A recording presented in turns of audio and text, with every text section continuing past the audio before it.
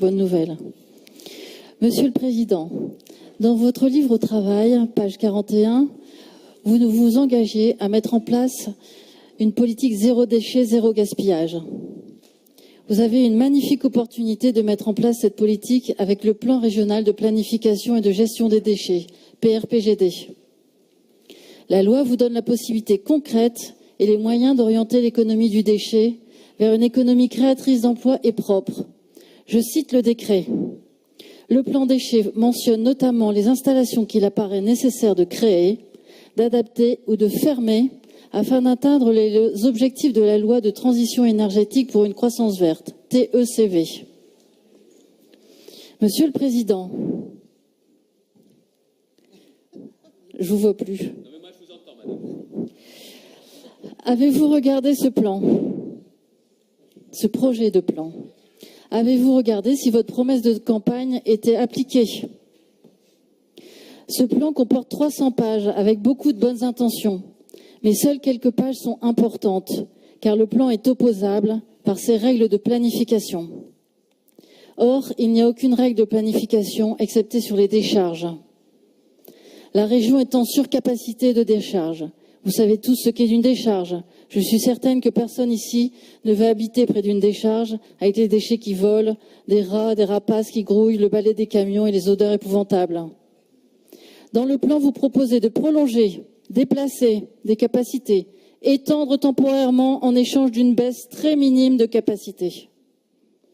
Or, étant donné que la région est en surcapacité de décharge, la baisse sera extrêmement lente et faible et ne respectera pas la loi TECV. Vous laissez une souplesse extraordinaire aux exploitants de décharge et n'incitez pas à la réduction de déchets. Quant aux incinérateurs, pudiquement appelés CVE, leur nocivité n'est plus à démontrer. Or, dans le plan, aucune règle de planification empêche l'ouverture de nouveaux incinérateurs. Qui ne dit mot consent. Le préfet donne depuis quelques mois des autorisations d'extension, de prolongation avant l'adoption du plan.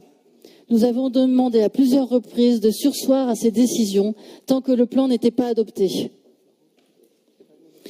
Quant à la prévention et la réduction des déchets, quelles sont les règles de planification?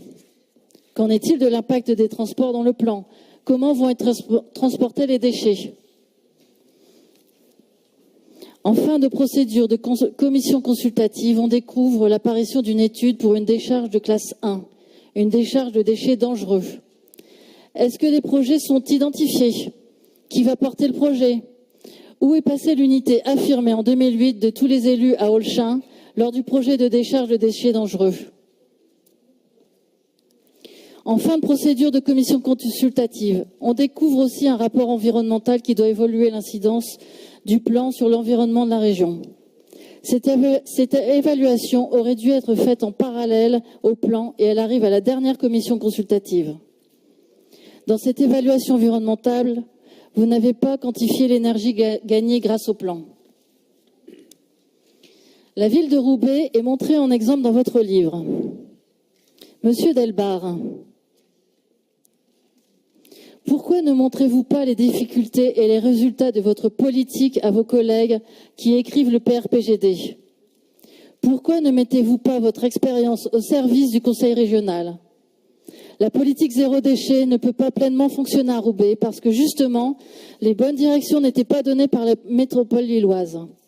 Et pourquoi n'avez-vous pas alerté votre président du Conseil régional afin que le plan déchets donne les moyens d'une bonne orientation et que la politique zéro déchet, zéro gaspillage à laquelle vous semblez aspirer puisse être mise en place à l'échelle de la région?